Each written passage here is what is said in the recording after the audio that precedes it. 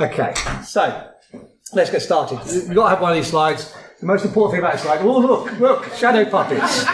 Really? People, come on. I'm trying to be professional, trying to be professional. So it's not like it's recorded. That's right. It's evidential purposes. The most important thing about the slide is that Frank. That took me ages to do. Don't ruin it. Get away of Frank, for Christ's sake. So my name's Brian Whelton, if you don't know me. I've done stuff, I do stuff, I will continue to do stuff. None of that's important. This is Dobbin. If you don't know who Dobbin is, okay, go to last year's StillCon opening ceremony on the YouTube channel and you'll find out about that. I didn't get a dress, which is quite nice. A couple of important things. I'm not a legal professional. Don't ask for my advice and certainly don't take it. Everything I'm about to tell you is public. There's no privileged information here. If you want to find it, you will. I'm not changing anyone's names to protect the guilty or the innocent. Everyone deserves credit for what they do. And more importantly, every document, every link, every website, anything I talk about, with the exception of 2 pages, which I'll find the links to, I will provide the links to. I've got a starting page, so you can go and read those documents yourself. And come on, people, run, walk. You paid your money, you're not getting a ticket, come on. I'm not telling you my name again. Who I am? Track when it's finished. Yeah, I'm guessing that.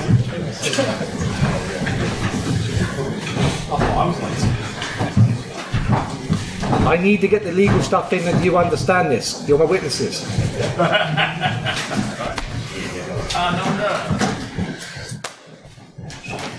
It really doesn't matter what chair you sit in, there are plenty of them.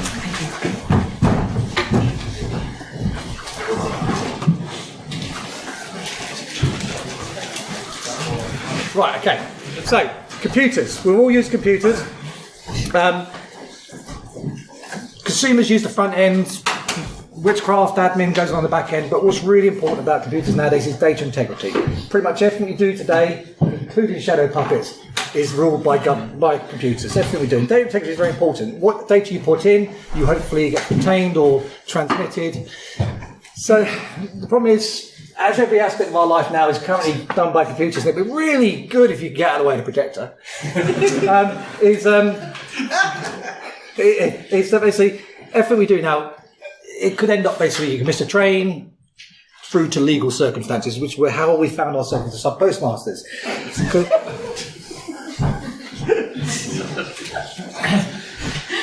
Go on, set Dobby on them.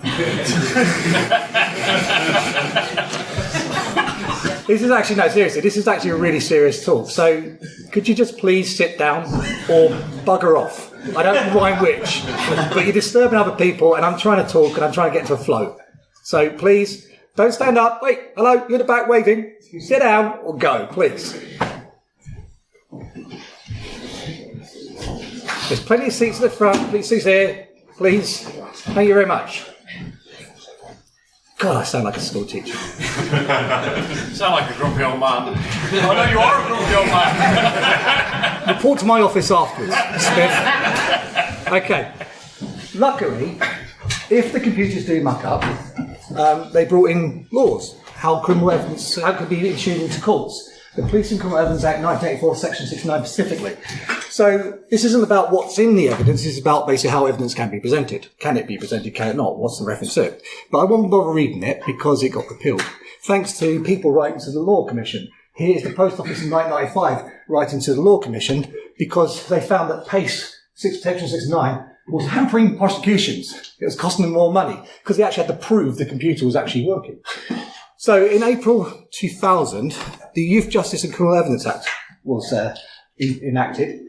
And basically it repealed Section 69.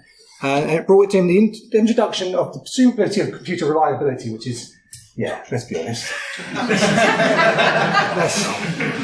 Those words don't fit companies together. Because basically what that means is that unless you can prove a computer was impaired at the time of its operation, a court will deem it to be working fine. So you could say, hey, it's the computer's fault, but how can you prove it's the computer's fault? You can go to the company and say, hey, can I see your logs, please, to prove it was working? What if they say there's no, get out of the way, the projector! Can you give me your logs, please? There are no logs. Or, no, the computer's working fine. Here's an expert witness. He's going to say the computer's working fine. The court's going to believe them. And so it's very hard for you to confirm the computer's not working, especially if it's not yours. And that's pretty much how the start of how this all happened. And who are we talking about? The Post Office. ICL, International Computers Limited, effectively the European arm of Fujitsu, 80% owned by Fujitsu. March 2002, I believe they got rebranded Fujitsu. If you see ICL, I'm referring to Fujitsu. It's the same company, for all intents and purposes.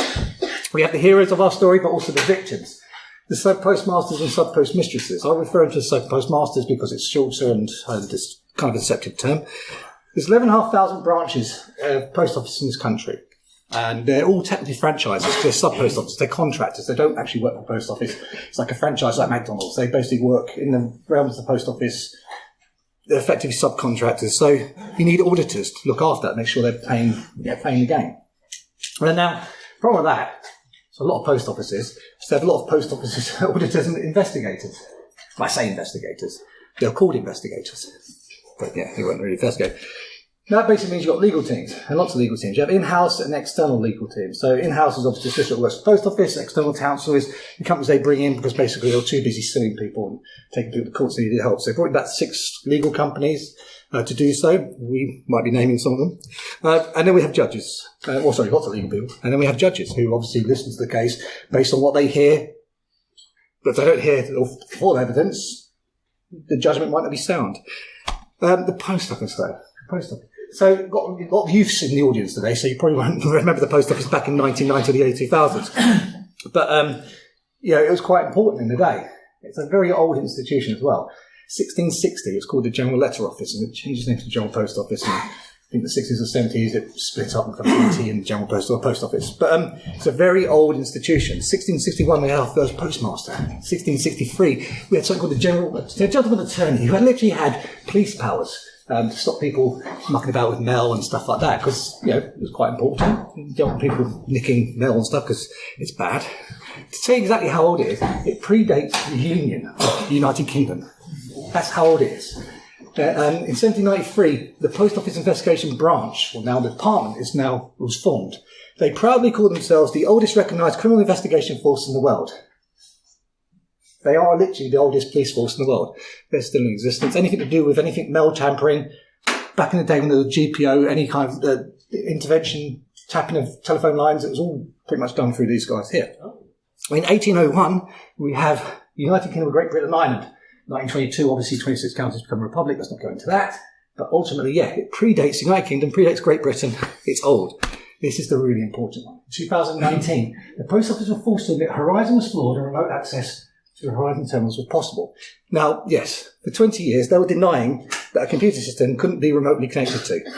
And people believed them. It's great.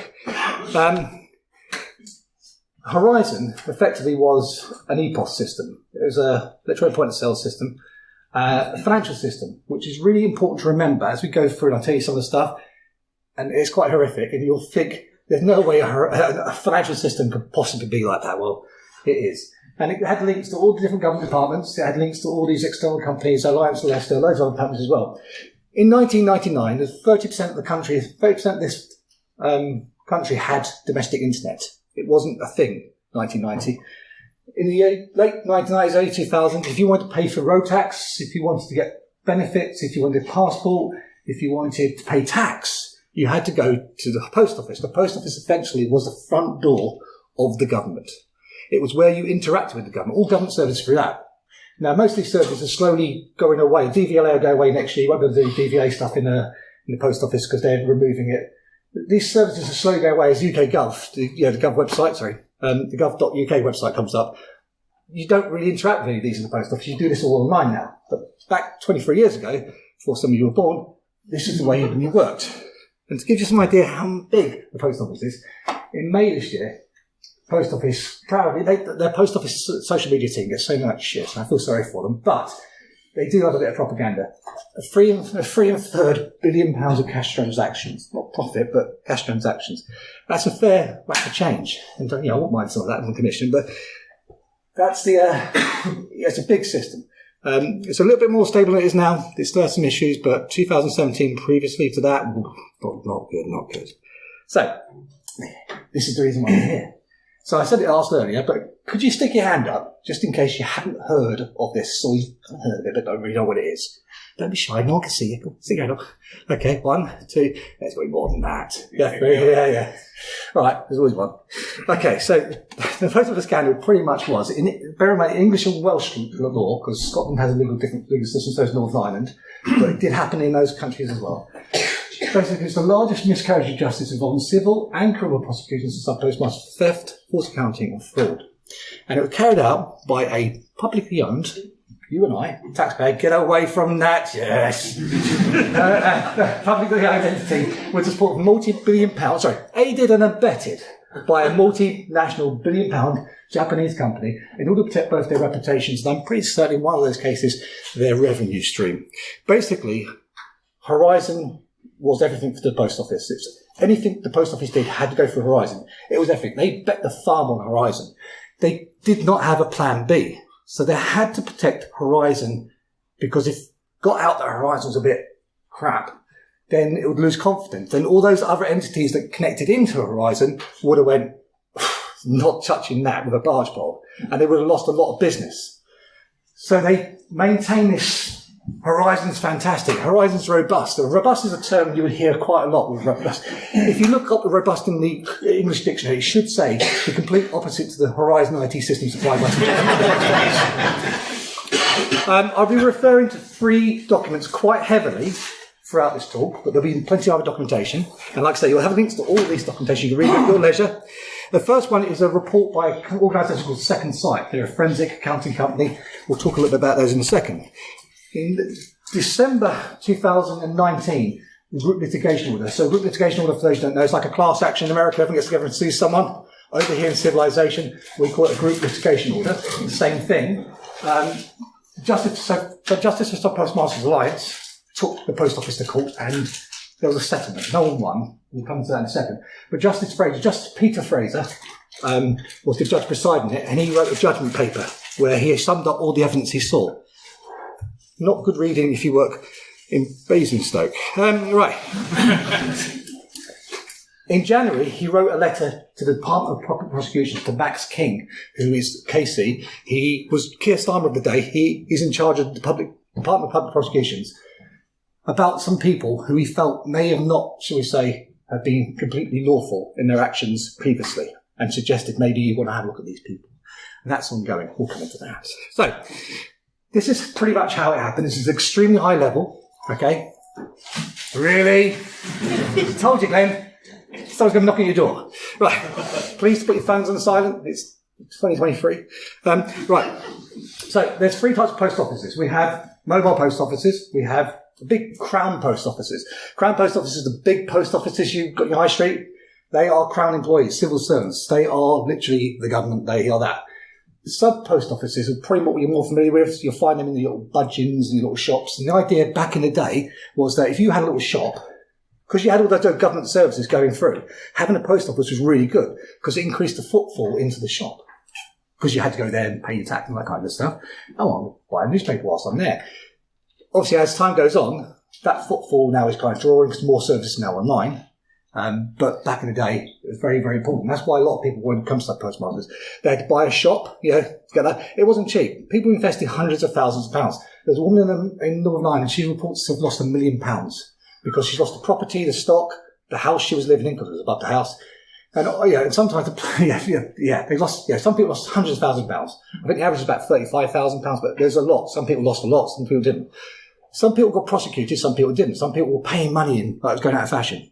And they're remortgaging houses because the contracts the top person wants to have with the post office basically said that the post office can't be at a loss. So at the end of the week, if you're £2.50 down, you're putting £2.50 in. £250 down, you're putting 250 quid in. £25,000 down, you're putting £25,000 in. Because Horizon said you owe £25,000. You owe £25,000. Computers don't lie. They're reliable, apparently. And it's robust. Anyway, so we have Crown post offices, we have normal post offices. Okay. Post offices have a branch trading period, and it's normally a week, sometimes longer. And at the end of a branch trading period, they have a branch trading statement, which used to be done by paper, basically write it out, and effectively that does a stock check. At the end of the branch trading period, you do your stock check, got that cash, it's all good, fantastic, life is good. That paperwork went off to Chesterfield, where the post office is based, life is good. Come to the end of the 1990s, everyone's going computerized. It's a very archaic way of doing stuff, very easy way of doing stuff. Let's have a computer system, it works for everyone else. So they brought in Horizon. That's what Horizon looked like. So you basically have a bar reader. I think it still looks like that, but and they have a till reader, till receipts, barcode reader. Well, you've probably seen it. And this is what the GUI looks like. That was in the original, what's now Horizon Legacy, which is 1999 through to 2010. 2010, they spent some cash. Look at that. You know where the money went. And that went on. I'm not too sure if that's the current one, but that was 2010 onwards, definitely 2017. I haven't seen a new one. We are trying to get one. If you do find yourself a Horizon terminal, just happen to have one. It's still current.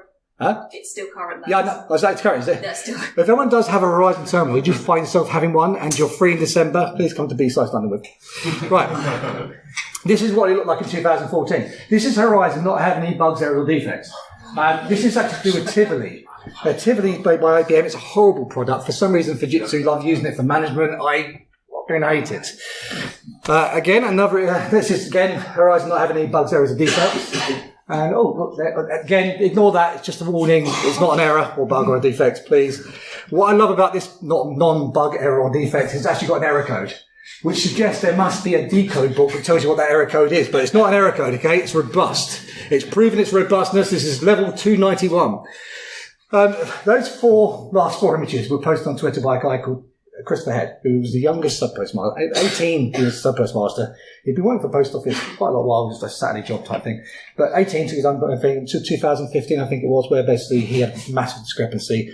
And he's very vocal on Twitter. He's very much at the front. He's all over this, especially as far as the compensation scheme that's going on at the moment. And I messaged Chris and said, Chris, look, that is awesome. Can I please use those 4 pictures? And he's like, oh yeah, please do. So I said, oh, great, yeah. And he mentioned that basically sometimes the terminals will take 1 to 2 hours to boot up. Now, I've worked with computers, okay? I have a computer. And I've never had a computer take 2 hours to boot up. I've had systems where you have to go through a process, but that may be 100 and so servers, take 2 hours. And so I said, Chris, that's a fantastic message. Can I please use it? He went, yeah. And he went on and said this. And so one of the things they did, you reported faults, is instead of like looking at the code and stuff like that, because Horizon was robust, it must be a hardware fault. So they started, it was very often that they'll change the hardware rather than address the issue, because they couldn't really address the issue. And Tim McCormack, who is also another postmaster, he posted this. I don't know where he got his figures from, but if he's saying it, I believe it. Okay. And so as long as if you want to work out that, in 2002, I had a fault rate of 13.5%. That's pretty fucking high. So in the early 2000s, if you ever Google Fujitsu hard drives, I think they got sued in America. And I think they did a recall of about 150,000 hard drives in this country in the early 2000s. It's quite possible that they were using their own hard drives. Silly. They should know better than use their own hard drive. But then it's quite possible that was the issue, causing CRC issues, that kind of good stuff. Anyway, go back to the Horizon. So, branch trading period. Okay, now instead of going by their own record, doing the check, everything's good. Now what they're doing is that the screen comes up at the end of the week and it says you should have X, X, X, X. Great. Awesome. How easy is that? Wow. Makes your life so much easier. Except that sometimes there are issues. For example, there's a lady called Jo Hamilton. Jo Hamilton had a discrepancy of £2,000. Where did it go? It didn't exist. She phoned the help desk up, which all the postmasters call the hell desk, and they phoned them up, and she followed the instructions, pressed in some buttons, and it went to 4,000. That's not an uncommon story. The only reason why I know this Jo's had a story, she eventually got done for 14 counts of false accounting. She remortgaged her house. She was £36,000 in the hole. She remortgaged her house, and they still did her for false accounting. Yes, these people are proper. Anyway, so it's pretty much. Oh, don't worry, it'll work itself out next week. Don't worry, fine. Yeah. these are the kind of stories you hear. Some of these stories are absolutely horrific. The worst thing is this. Horizon gives you a price. It says like you should have £1,000. You got £500. Where's the other 500? Well, top tip, spoiler alert, probably never existed. Right, but as far as the post office is concerned, their computer system says you should have £1,000. For whatever reason, you've got £500. As soon as you agree, okay, what happens is there used to be a thing where you have to settle. Now, if you didn't agree with the screen, you didn't agree to settle the amounts what Horizon said you had, you basically couldn't log on to Horizon the next day. You couldn't trade. So in order to trade the next day and hope the mistake fixes itself, you settled. But in doing that, it's pretty much a slam dunk of false accounting, because you're literally making a statement saying that this is correct. The post office basically forcing you to agree that that's right. You can't not trade the next day because you need the post office. So anyway, that often led to auditors and investigators. Now, sometimes they'll do surprise audits, sometimes there was like a 5% window they just turned up. But the auditors could turn up at your sub-post office at any time and literally kick you out of it and go, right, we're doing a stock check. And at that point then, they'll find you £26,000 down or something like that. They'll give you an option. Pay up. Well, they can literally suspend you on the dot. There. You're at your shop. You can't go to your post office. You can still work in your shop, but you can't go into the post office. And they'll bring someone else in to operate it whilst you're in the shop. Yeah. It's true. Believe me, this is true. I know it sounds nuts. Even I'm saying it now, I'm thinking, there's no way this is true. This is all true. It's absolutely ridiculous. Anyway, so sometimes these post offices, they never went through the police or the Crown Prosecution Service. If any of these cases went through the police or Crown Prosecution Service, the police are independent of government, believe it or not, and they swear loyalty to the Crown. But the first thing the police ask is, has a crime taken place? Can you prove a crime's taken place? Because if you go through someone's bank accounts and go through all their stuff and you can't find the £26,000 and they've got a mortgage and they've got a loan out for something like that, and they can clearly show that they've got a credit card bill for £26,000 because that's how they paid the £26,000 discrepancy, well, where's the money gone? That didn't really matter. It didn't matter to them. Some of these investigators couldn't find their arse with both hands a map and a troop of Boy Scouts trained specifically in map reading, using both hands. They weren't investigating at all. They didn't look any further than that. As far as they're concerned, money's missing, where is it? And the interviews, they could take them to the police station to interview them, ironically under PACE, 1984, or they can interview them in front of the... Very often not, they discourage them from having a legal representation. The investigators, the stories are horrible. And they were pretty much like, where's the money? No, seriously, where's the money? Come on. No, it was along those lines. You paid for the holiday for your friends, didn't you? What? That was proper bad. Yeah, trust me. I'm not making this up. It's documented. Trust me. And that often led to legal cases. And they had a fantastic legal strategy. Brilliant legal strategy. And that's why they were so successful winning the legal strategy, because what they did, it was cunning. And I don't understand why, apart from it's illegal, that no one else has carried out a similar legal strategy, which is basically they didn't tell the court a lot of things that were relevant to the case and the defence. For example, remote access, there's plausible deniability because someone else had access to computers. That's why they denied remote access if possible. Also, yes, in the group litigation order, they finally got the list of bugs, errors and defects, what they call pinnacles and peaks. We'll come to that in a second. But basically, they were the defect tickets, effective. As you write in code, defect ticket. So it was either a pinnacle or a peak. We'll explain that in a second. They asked 4 times during the group litigation trial in 2019. First, they denied it ever existed. Then they said, no, it's not ours, it's Fujitsu's. And the judge pointed out, hang on a second, you pay them, it's yours. Eventually, they disclosed the errors. It was hundreds of thousands of pages. Hundreds of thousands of pages. Not 10, 20, hundreds of thousands of pages of bugs, errors and defects. As far as the court's concerned, Horizon was robust. Yeah. And that often led to this. The post office was a victim, there were an investigator and a prosecutor. Prosecutor and the victim. I'm a bit uneasy with that. I think there's probably a little, shall we say, conflict of interest. I don't know. I'm not a legal professional. I did make that out. Yeah, just in case. Don't take my advice ever, unless it's caused by your pint. That's good advice. And obviously a judge makes his judgment based on what the prosecutor said, who's also an investigator, and also the victim. I wonder how the prosecution case would shape their case. Yes. Right, I want to name a few people because there are some really good people involved in this. Okay, so first person is this, Rebecca Thompson. She made the post office sweat. 2019, she released an article in Computer Weekly. It was the first article that really criticised Horizon. I'll show you in a bit later. But it was good. It had case studies that works. And after that, the post office were on their back foot. They started shifting themselves. There was always rumours among the postmaster community that, Horizon is a tad crap. But now this is out in the open, and IT professionals are talking about it. If you can't read Computer Weekly, it's definitely worth reading. It's a great website. She's now freelance.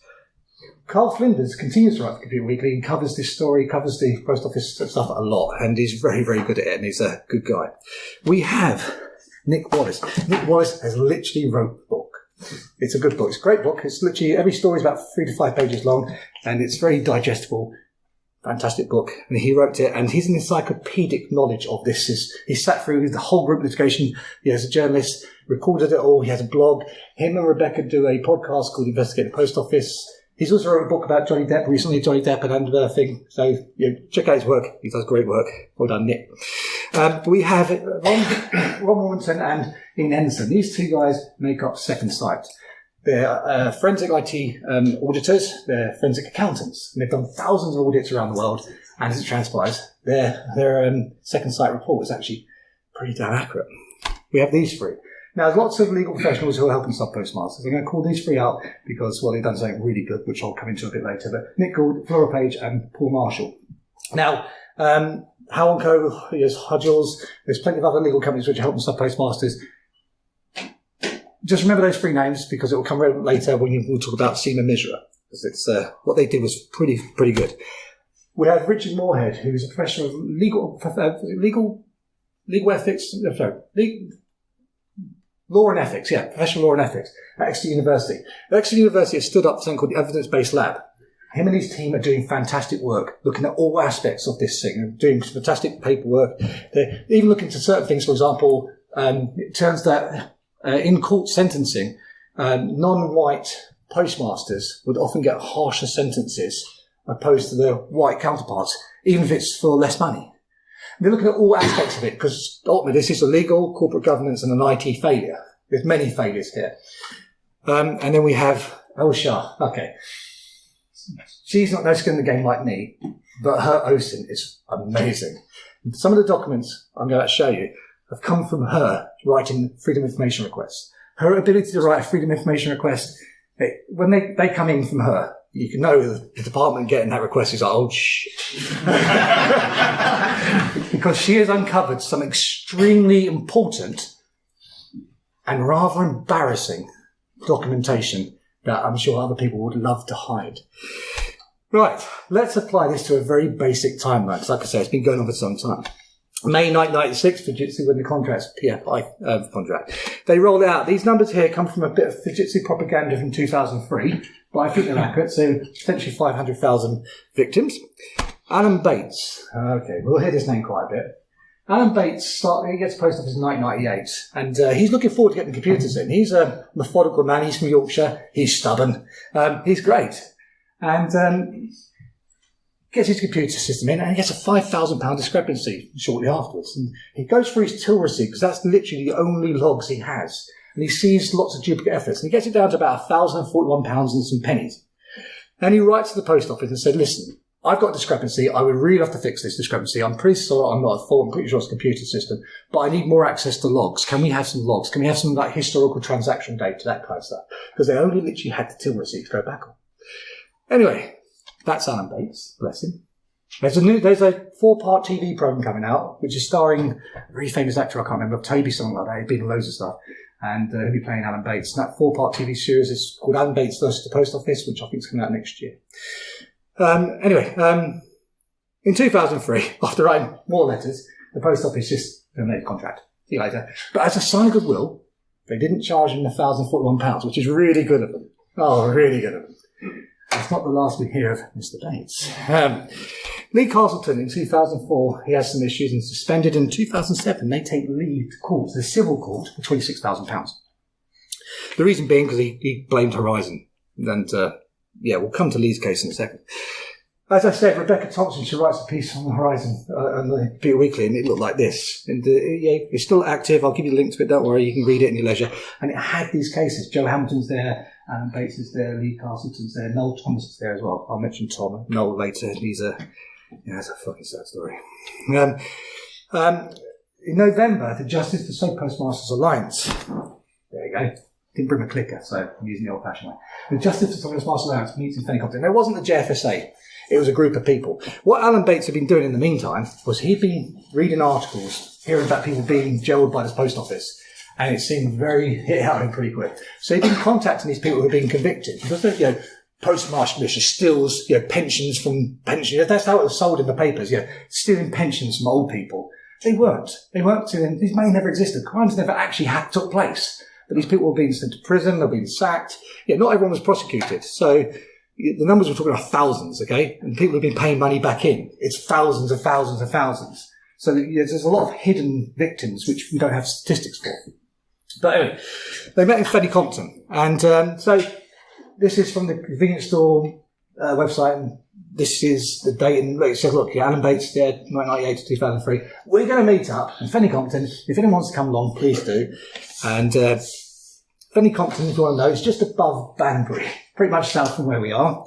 This is what the village hall looked like, and they went in there, and proper British, they had tea and biscuits and discussed.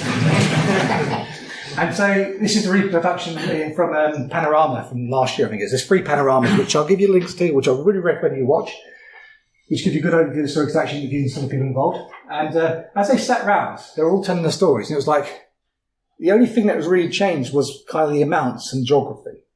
They all had the same story. And it was just like everything, their interactions with the help desk, their interactions with the investigators, everything was like, and this is the really this is really bad. This is 2009. So Horizon's now been out for 10 years. The internet wasn't really a big thing. Sub postmasters didn't have that big they didn't meet up every Saturday night having a social. These were quite often old people just trying to get on in life. But they were all told one thing, which is you're the only one. You're the only one complaining about Horizon. If Horizon was the problem, surely I would, me, as the investigator or on the help desk, would be hearing loads of people saying about it. Horizon's robust. Yeah, look at it in the dictionary. It was anything but robust, but it's the first time that each one of them, the common element was they were all told that you're the only one. And can I just give you a bit of advice? I know I said don't take my advice, but this one bit of advice, caveat here, never say that to sub postmaster. Okay? It will not end well for you. Anyway, so Justice Sub Postmaster Alliance, it gets formed on that day. That's what they agreed to call themselves. 2010, Horizon NG is rolled out. This is the newer version with the fantastic where the money went gooey. It's still using Windows 4 NT. Yeah. Oh yeah, cutting edge. Yeah. In 2010, we have Seema Misra's trial. Seema Misra is the first. I hate the term victim, but she was effectively. She's the first case I heard about. It was my in to the story. And when you hear a story, you're going to be angry. Because it made me angry. I'm pretty certain I can make you guys angry. 2011, second site. Okay, so Justice Sub Postmaster Alliance get together with James of Barthnell, Lord of Barthnell, and of Letwin. I think Andrew Bridgen, who's got strange ideas about COVID and world orders and stuff like that. I think they were involved. And basically what they went up to a post office and said, listen, post office, the ramifications from the 2009 article from Rebecca Thompson are still very, very heavy. They're shitting themselves about that, to be fair. And Horizon's now, get a bit of traction in the news about Horizon. So they thought, look, how do we clear this? So they suggested get independent auditors in, give it a clean bill of health. If they say it's okay, we'll stop complaining. And the post office were like, yeah, we can get Horizon cleared here, and that'll be the end of it. Fantastic. Well, let's do that. So they brought Second Sight in. You can kind of guess how that relationship kind of soured over time. But they were basically promised that we'll get access to any documentation they want, anything you want. Yeah, we're open. Yeah, all right, okay. Royal Mail splits from Post Office in April the 1st. Paul Venells becomes the CEO of Post Office. Post Office is retained by the taxpayer. Royal Mail, all the delivery apparatus, suits and offices is private, and you can buy shares in that. Postman Pat was not involved from here on in. Allegedly. Thank you very much. Yes, allegedly.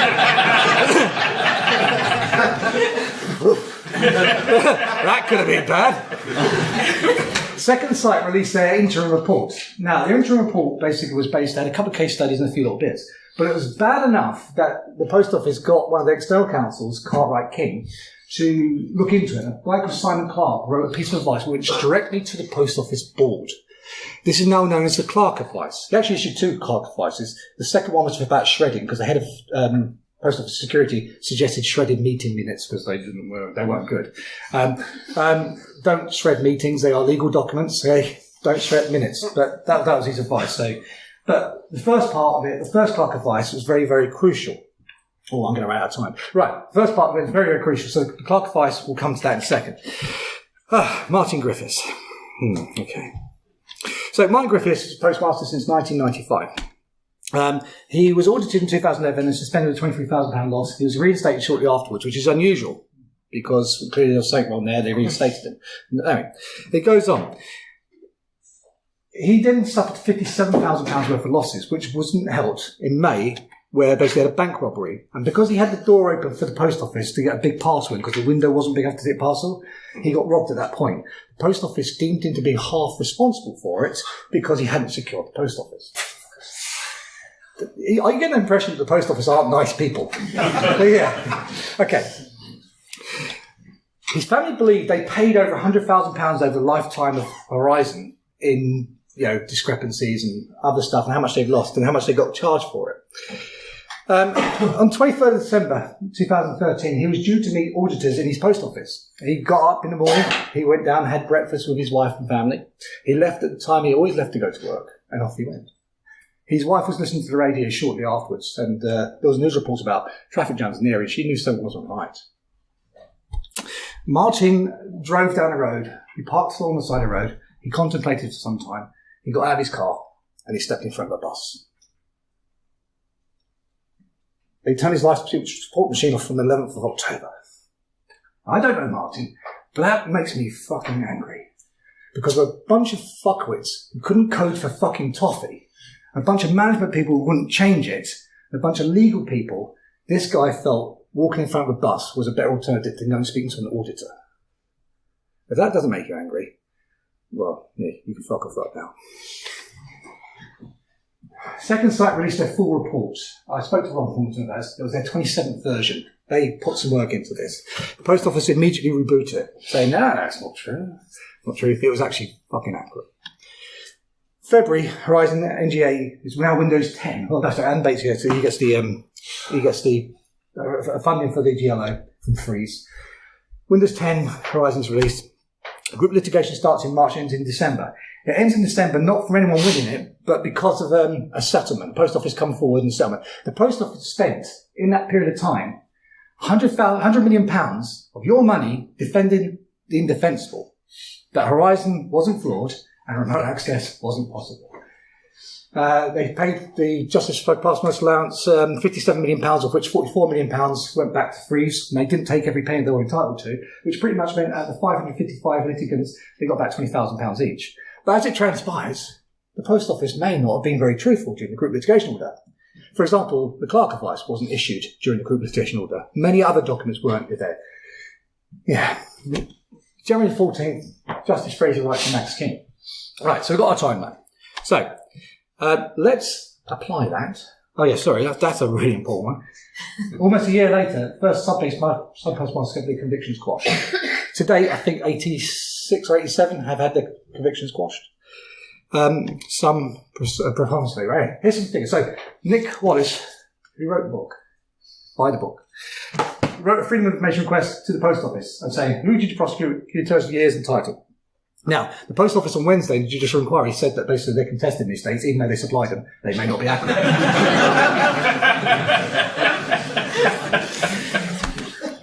I don't know who the unknowns are. Randoms have walked off the street and said, look, this day, could you help us out here? I've got no idea. What's more concerning is the people, they don't know what years they prosecuted people. You would have thought they'd had the dates, wouldn't you? Anyway, in total, 918 people went through criminal prosecution. Now, let's apply our timeline to this. Now, you guys are cleverer than I am. It took me some time, but let's see how long it takes you to see a pattern. Horizon's rolled out in 1999, and a blanket of criminality washes over the sub-postmaster community.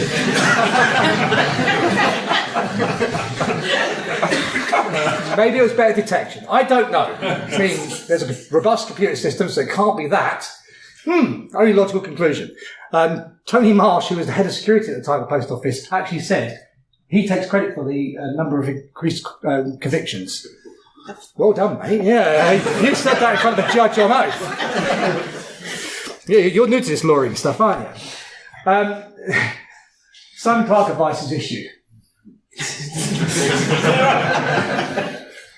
Something went on there. Okay. 2009 we had the group litigation order ends in 10th of December, 16th of December, judgment comes out, but 10th of December it ends. In November 2020, Paul Marshall, who was one of those three solicitors at the bottom, barristers at the bottom, he finds the Clark advice because there's still ongoing legal wranglings, and his Clark advice, he just finds it. It's just a document, it's 8 pages long, and it's just there. And he reads it, and he describes it as the single most devastating legal document he's read in his career. And it's pretty fucking bad. What was in it? Well, the conclusion is basically this. Expert witness possesses material which casts doubt on his opinion. He has a duty to disclose it. Yeah. For example, if you're fixing bugs during the day and then you turn up and say, no, there are no bugs, that's not good. Don't worry, Stuart, you'll have the document. You have the whole document, you don't have to take a photograph of the screen. Unless, of course... It was to get you in it. Yeah. I get that a lot, mostly from the police. Right. Dr. Jenkins failed to disclose material known to him which undermines expert opinion. The failure of it is a breach of his duties as expert witness. His first duty is to the court, not to his thing. So basically, Post Office is suing a postmaster for money that never existed, and they're bringing in a person who's a solutions architect for the company that supplied the computer system as an expert witness. Okay, good. It's not just me. Right, fine. So accordingly, his credibility is a bit flawed. So basically what they're saying is, look, that guy from Fujitsu, yeah, we should be using it again. Yeah, we should be using it. They used him in quite a few trials, actually. I think at least 6, in civil and criminal. There might be more. Worse still, it's highly likely, based on that, you might need to contact the Court of Appeal. Because some of those cases could be, as an expert witness, his evidence should be discounted. And so therefore the Court of Appeal should listen to those cases. Guess what the Post Office did? Yes, they did that. Exactly. Fuck all. Right. What's really annoying is, during that time, they were prosecuting one person a week. Industrial strength litigation. If you've ever been involved in kind of litigation, it's slow, it's painful, it's expensive. Almost one person a week. To be honest, credit where it's due. That is actually pretty fucking impressive. Right. Now, I know I'm saying about Horizon being flawed, but how do we know it's flawed? Luckily, because of the group litigation order and because of the judicial inquiry, we have plenty of evidence. So, for example, here's a letter. Okay? Now, what's very important about this is at the top, it's a letter that is 6 months prior to Horizon even being rolled out, the first Horizon terminal hitting the desk in the post office. It's written to a guy called the Prime Minister. That's not his real name. Okay? His real name was Tony Blair, or something like that. Right. And basically, it says, look, lessons learned. Start off with lessons learned. Hasn't even been looking released yet. By most criteria, Horizon has been a very disastrous project. Disastrous is such an ambiguous word. But look at the rest of the word. I mean, I'm not going to read it, but look, seriously, this is at the desk of the Prime Minister from one of his advisors.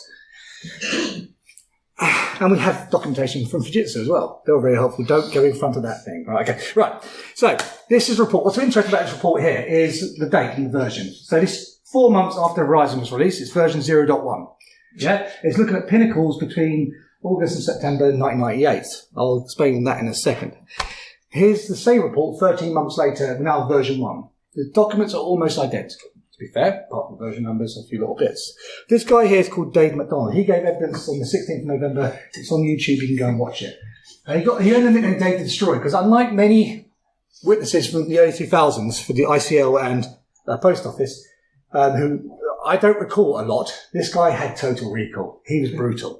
He said the code was crap. He wanted to rewrite aspects of the code because fundamentally it was flawed. He explained that it's like, code is like a Lego block. You can take that bit of code out, rewrite it and reinstall it.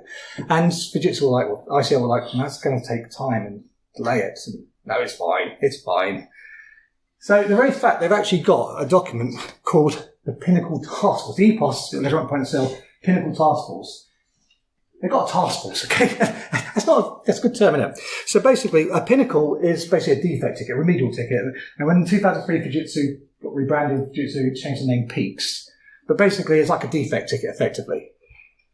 They had known error logs as well. And that's basically when you put you sort of people putting the code in, and they can say what problems are, and it's a known error. You can go, here's a workaround, because workarounds are always good. This is what a known error log looks like. And so this was written by a guy called Richard Coleman, who left and became a vicar, and he's never going to get forgiveness. What I know about this is about the time Fujitsu hard drives are having an issue. So look, possible disk errors. It's a known error log, known probable.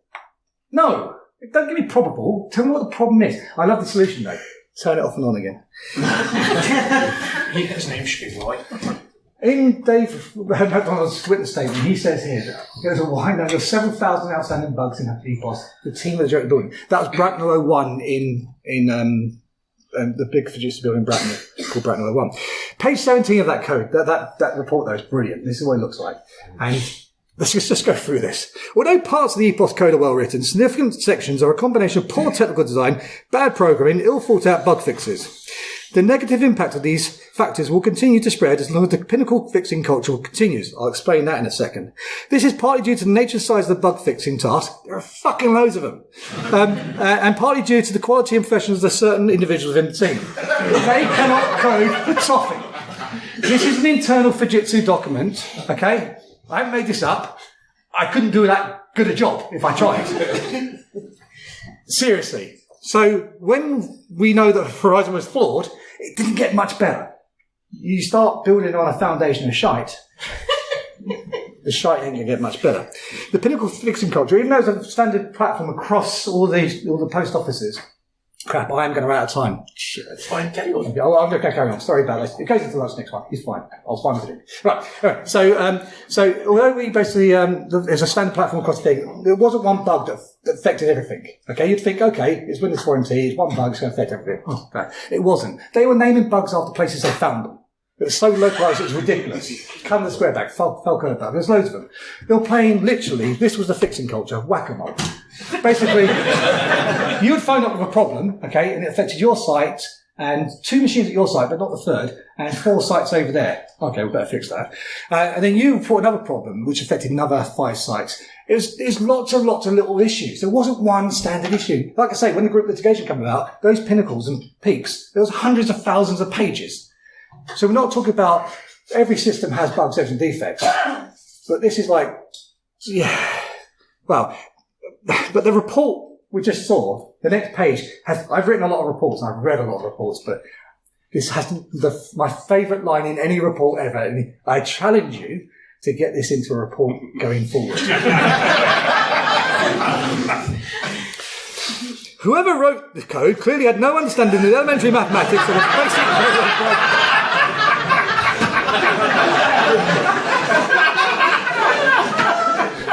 That's the Fujitsu witness number. That's the state number for the judicial inquiry. This is official evidence, okay? Mr. Justice Fraser on the 16th of December, recently saying, paragraph 622 describes the releasing culture, where basically he goes on to say that basically he got a list of the release notes that actually happened. The expert witnesses for the prosecution and defence in the group litigation trial agree between 4 and 5 changes will be made to production a day. Effectively, you can log in the morning, go for lunch, come back, and you're running a different version of code base. Now, I don't know for sure, but thinking about code succession, if you've got 10 updates going out, and 1, 2, 5, and 9 get taken, if 9 has a dependency on 6 or 7, it's not going to work. It's going to fail. And that's not going to happen again because the other things. So you can see why it could be so bad. It's not going to work very well. But effectively, they're releasing over 1,000 changes a year. I've worked in some rather large enterprise environments, and trying to get something released is hard enough anyway. Trying 5 things released in a day? I mean, again, credit where it's due. Good effort. Your release team were amazing. But yeah, all I'm going to say about that is that. Because that explains their mechanism. Going back to Justice Fraser, one, he released his judgment which I say I would fully recommend you read. He also released a statement, and the statement basically said, I have grave concerns about the veracity of the evidence given by Fujitsu employees to other courts in previous proceedings. And that's why he wrote to the Department of Public Prosecutions. He named two individuals, Anne Chambers and Gareth Jenkins. They've both been interviewed under caution by police. We'll come to that. Here's the letter that he wrote to the Department of Public Prosecutions. Then he started Operation Olympus in March 2020. They've interviewed Anne Chambers twice under caution, Gareth Jenkins 3 times under caution that we know of. They've never been arrested, they haven't been charged with anything, they are innocent or proven guilty. The police, that's an ongoing case, but the problem is, the police can't get the evidence that the judicial inquiry is getting until it's made public. So after the judicial inquiry is made, they're going to have a very, very busy couple of weekends. But yeah, you've seen some of the evidence. You imagine the emails. You should see some of the emails I don't have time to put in here. It's amazing. Right, Lee Castleton. Lee Castleton spent 9 years in the RAF. Thank you very much for your service, Lee. Right, so 2003 started having some issues with Horizon, and he gets suspended after an audit. Basically, he rang the help desk nearly 100 times over 12 weeks, saying one of the machines got replaced. He had 2 machines. Yeah, he got suspended anyway. In 2006, December, they took him to court to sue nearly £26,000. Here is the court paper. Richard Morgan. Remember that name? Talk about him in a second. January 11th, surprisingly, with their cunning legal strategy, they won. Amazing. They're awarded costs as well. The judge found, because Anne Chambers gave evidence in his trial, that she was clear, knowledgeable, and a legal witness. That's Anne Chambers, giving evidence at the judicial inquiry. He goes on to say that Mrs. Chambers knew herself in an email regarding his site that they'd been hit by bugs. And this problem is occurring every week. It affected 30 bugs. There's a known error log written by this guy here called John Simpson, who still works for Fujitsu. Yeah, I don't care. I'm not going to work for him. Right. Basically, it gets worse. So basically, look, it did not form any part of her evidence. She should have mentioned there were bugs and errors. The omission was, because she would have been badly asked, are you aware of any issues? Well, she was fixing during the day. No, clearly not. Anyway, so, in her defence, when she got back from the Lee Caston trial, she actually wrote a 2-page shitogram to Fujitsu management. And in it, she actually says, and this is from her words, which is in 29th of January 2007, Fujitsu made a major legal error by not disclosing. She's accusing Fujitsu of withholding evidence, which is perverting the course of justice. I'm not a legal professional. But I'm just going to say the judicial inquiry has that. The police will have it soon. So let's discuss costs, because if someone owes you £26,000, you go to court. Any money you throw after that is money that potentially you could lose, because you might lose the case. So here's the problem. How much do you tend to lose? Right, so do we spend £1,000? Because, £27,000. But if you can't afford £26,000, he's not going to pay the £27,000, is he? So do we pay £250,000? £5,000? How about we spend £10,000? £100,000? We're getting silly now, aren't we? £250,000. No, that'd be stupid. I mean, a business of their size would simply just write £26,000 off. It's the biscuit budget for a month for meetings, isn't it? No, they spent £321,000. Oh, sorry, £321,000 of your money. Because Lee accused the computer system of being at fault. There's lots of emails going around from the legal professionals I'm about to show you, saying that we must destroy Lee Caston, must destroy the case. We must do this because it could affect ongoing legal cases. Other people could turn around and say, it's all about protecting the reputation of Horizon. Richard Morgan, He went to Maitland Chambers now. Maitland Chambers had no part whatsoever, any part of the post office story. I'm only putting that there because that's where he works for now and that's where his CV is. Okay, he worked for a company called Bond Pierce. Who changed their name to Womble Bond Dickinson. I can never say that without thinking Cock Womble.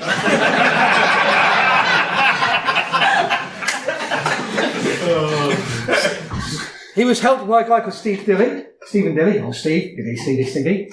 And we have history. And in Lee's witness statement, he says this, that basically he goes and picks up the court bundles from Richard, and Richard Maitland says to him, you don't need to go, let us finish this all, make it all go away. You can get on with your lives. I.e., if you don't turn up in court, we win by default. Yes, and we've just wasted £321 million. But Lee's like, no, I'm going to it. Now, the problem with that is this. Even in civil cases, the prosecution talking to the defence outside the court is very much frowned upon. In fact, it's not good. It's quite unethical. And so he has been reported to the Bar Standards Board, sir. In that evening, he was checking into a hotel with his father-in-law. He goes, look, he gets a phone call from Stephen Dilly. Lee, you must understand you don't get to go on Wednesday. We were surprised to see you today. I bet you fucking were. Right, but Lee, we will ruin you. It's like, Lee, you don't understand, mate. With the post office, we will ruin you. No, right. Lee was made bankrupt. To this day, he's still bankrupt. Trying to get compensation. Now, Reese too does. I found this in 2021. I found out about that name. And on the 28th of June 2021, this is what Stephen Dilly's LinkedIn profile looked like. It looks very different on the 27th when I posted it on Twitter. He posted this. Client invested £800 million in an IT system the contracts alleged didn't work. Stephen, it didn't work. I won the seminal case that said otherwise. Stephen, Richard Morgan won the case. You were bringing him tea. Red faces avoided. Stephen, not today. No red faces avoided today. This isn't the Wayback Machine. It's live. I'm going to give these guys a link to it. Don't tweet it. Oops, should we delete computer data from the computer system? Where did you get your law degree from? I want one. But I could get one from there as well. Right. Also on the corporate website, the same thing. They changed the corporate website overnight. They removed the mention of the Carlson litigation. I checked it the other day. They mentioned they removed the Barclays one as well, but I think that's to do with mortgages. He went to the House of Lords. There was an appeal. I'm not too sure what it's about. Now, obviously, they're not here. They defend themselves, but luckily, the Law Gazette ran a similar story last year, and they refused to talk to them, so I'm assuming they will refuse to talk to me. So, yes, I'm sure they'll issue their apologies later, but there we go. So, Seema Misra. I'm going to speed up a bit because I don't really like infringing on people's time. Seema Misra was the first case I heard about it. She was suspended in 2008 after a discrepancy found. She was charged with £75,000. Yes. But there was plenty of evidence she'd been paying money back in, borrowing money. She had no fucking money. So the question is, where did the money go? Yeah. Maybe it didn't exist. After a 3-week trial, she was found guilty of theft and 6 counts of false accounting. Prior to her trial, there's lots of emails going around, which we can see between her and the Post Office legal teams, asking are there any known error bugs and defects, can we come to Chesterfield to see the operation? Lots of stuff, pretty much all refused. 4 times during the trial, they asked for a disclosure, which they said, no, the system's robust. To prove it, here's Andy Dunks and Gareth Jenkins from Fujitsu. They'll tell you how robust it is. On day 3 and day 4, respectively, they turned up and really did their bit. On November the 11th, she was sentenced to 15 months in prison and ordered to pay £40,000. That's pretty shit, eh? Oh, no. Hold on. It was her son's 10th birthday. Oh, hang on. It gets better. Oh, yeah. She was a little over 8 weeks pregnant. Oh. This is the story that got me interested in this thing, and then suddenly a spider web opens, and it's fucking horrific. Yeah. Here's a letter that the Janelle Singh, who is senior legal professional in the Post Office, wrote. Attack on the horizon! Through the hard work of everyone, Counsel Warwick Tatford, Investigating Officer John Longman, who couldn't find his arm with both hands on a map, and gas scouts, and through the considerable expertise of Gareth Jenkins of Fujitsu, we were able to mislead the court. To destroy the criminal standard of proof by not disclosing it. Yeah. This is the congratulating each other. So, Seema served 4 months. After 2 months coming out, she gave birth wearing an ankle tag. Now, this is proper fucking, really? The indignity of that? She'd done nothing fucking wrong. If she hadn't been pregnant, she said she would have committed suicide. It was only the fact that basically she had a life inside her that stopped her from doing so. It's not all bad news. On the 23rd of April, she, along with 38 other SPMs, were cleared. The Court of Appeal, thanks to Paul Marshall, Flora Page and Nick Gould, who I mentioned earlier, were representing her, Janet Skinner and Tracy Felstead. Could you just shut the door, because it's a bit annoying. They deemed their three convictions to be affront to public conscience. It should never have happened. It was so offensive, it could have brought the judiciary to disrepute. And those three legal professionals representing those three people put that second line of appeal in that second limb. And, he's learned. Yeah, don't do that because I will shout at you. She crossed that line and carried on running. Still hasn't been compensated today. Right! Okay, so, the second site report. First paragraph put there because it references that Post Office legal prosecution team had a note paper which said that correcting live data was possible. How's that possible if you don't have remote access? More importantly, it mentions a thing called the receipts and payments mismatch bug and how it's got an impact. So what's that impact? In August 2010. It wasn't August 2010, it was actually October the 4th. And the reason why I know it's October the 4th, because Justice Fraser wrote it in his letter to Max Hill. They had a meeting on the 29th of September and October the 4th with the Post Office at Bracknell 01, the Jiu-Jitsu building in Basingstoke. Bracknell, sorry. Here's the report that Gareth Jenkins wrote on the 29th of September about the receipts and payments mismatch bug, which he kind of forgot about 2 weeks later in court. There's the bug. Here's the document from the October 4th between the Post Office and Fujitsu discussing the receipts and payments mismatch bug, which basically goes on to say what the impact is. What that basic impact is, it says that the branch could appear to have balanced, whereas it could have a loss or a gain. Well, how do you know there's a loss? You have several weeks of losses and only £10,000 in the hole. Because it was out of sync with the branch, it could cause a loss of confidence in the Horizon system. It had potential impact on ongoing legal cases. What one's that then? Oh, no, it's even. And it could provide branch ammunition because they want to protect the Horizon had to be protected at all costs. It goes on to offer free solutions. They actually did solution one, which is basically they could basically get Fujitsu to do a manual rewrite to it, but that could have moral implications for the Post Office. Moral is not a word I associate with the Post Office anymore. Second site was to report the ability to basically amend branch trade records is something the Post Office consistently denied, but in 2010 we had a document here which clearly shows it was possible. So, when was remote access made possible? Well, we know this thanks to Fujitsu. Here's a document from 2002, that third line support. It says that third line support has unrestricted and unaudited access at system level to all systems including the Post Office counter PCs. Now, don't forget this had links to other government systems. I don't know what the COCOs were, but I hope they had some very good firewalls. That sentence there, unaudited. So they could literally, Fujitsu staff had the power to go in, delete any live transaction, amend any live transaction, or create a completely new one. And no one would know, because there was no logs whatsoever. That's plausible deniability, if I was to say. If I was a postmistress and I knew about that, that could go to the court and say, look, someone else had access to the computer. No log on saying, oh, someone's logging onto your machine. Nothing. Unfettered access, system level. It goes on to say that obviously Fujitsu recognised the risk. Yeah, but we'll own the risk, don't worry. Otherwise it costs money.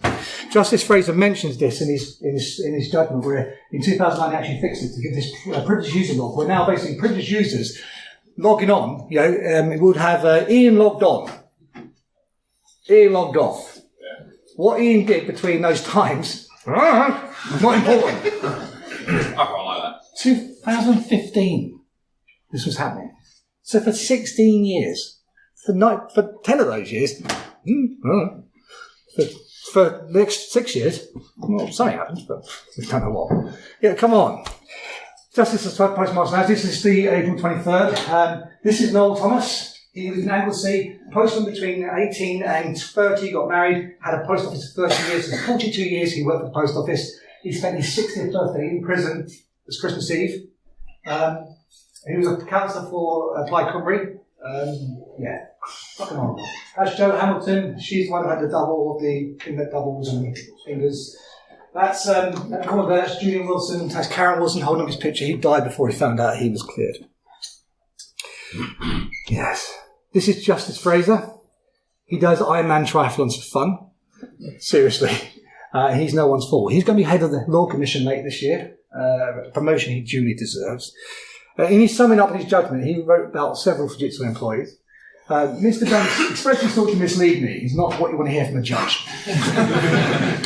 That's in his summing up. That's Andy Dunks. He's still employed by Fujitsu. There was an article come out. Why hasn't Fujitsu sacked Andy Dunks? I think it was a blog post by Nick Wallace.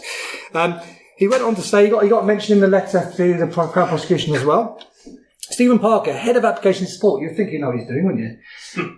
He specifically gave the impression that in his first witness statement, Fujitsu didn't have the power, the word Mr. Parker especially, used to inject transactions, which obviously they did. So don't worry, he corrected it with his second witness statement. And then he corrected something else with his third witness statement. That's Mr. Wilson, he's now retired. Mr. Parker, sorry, he's now retired, giving evidence of judicial inquiry. Okay, the book, Nick Wallace, yep. Please buy it. If you buy it from there, a section of money goes to a charity there, which has been set up for sub postmasters. It buys counselling, helps travel, even buys them cinema tickets. These people have got fuck all, seriously. They're waiting for compensation. Please buy the book. Please buy it. I've got this one to give away as well. Glenn, thankfully, donated because I've got a copy. If anyone wants this, you have to fight for it, but I'm more than happy to get it out. Please get it out if you finish with it. And the Post Office Horizon scandal inquiry is still ongoing. It's going to be ongoing for next year or so. We're currently in phase 4 of 7 phases. Please keep up to date with it. But what I really need you to do is don't forget what I've told you. Please go and have a look at it. And please talk to anyone who will fucking listen about this. This should not happen again. This is an IT failure in terms of a corporate governance failure, in terms of legal failure. And so basically, when you see people and you explain it to them, you can just turn around and say, look, it's the Post Office, Fujitsu, all of it. It's all true. It really is. It's an unbelievable story. And I'm still hearing stuff today, and I'm thinking, there's no way that's true. I've shown you internal documentation. I've shown you court papers. I've shown you lots of stuff. It is all true. It's all documented, and it's not going well for some people in a year and a half's time. With that, I'm very sorry for overrunning by 7 or 8 minutes. I don't have time for questions. Please follow Dobbin. He's got much better interesting than I have. That's the starting page, and I've just literally tweeted it 15 minutes ago. Oh, I'm that good. With the scandal, Post Office scandal and the Stilcon hashtags. So you'll find that link on Twitter if you just look for Stilcon. And that will have a link to all those and a load of other stuff as well. But every link up, I've created a column for this talk, but there's lots of other stuff on that page also. Please have a look at it, please read it. Who wants the book? You know too much about it. No, come on, someone. Who never heard about the story before? Who wants the book? Best time ever, Brian. No, we're going to.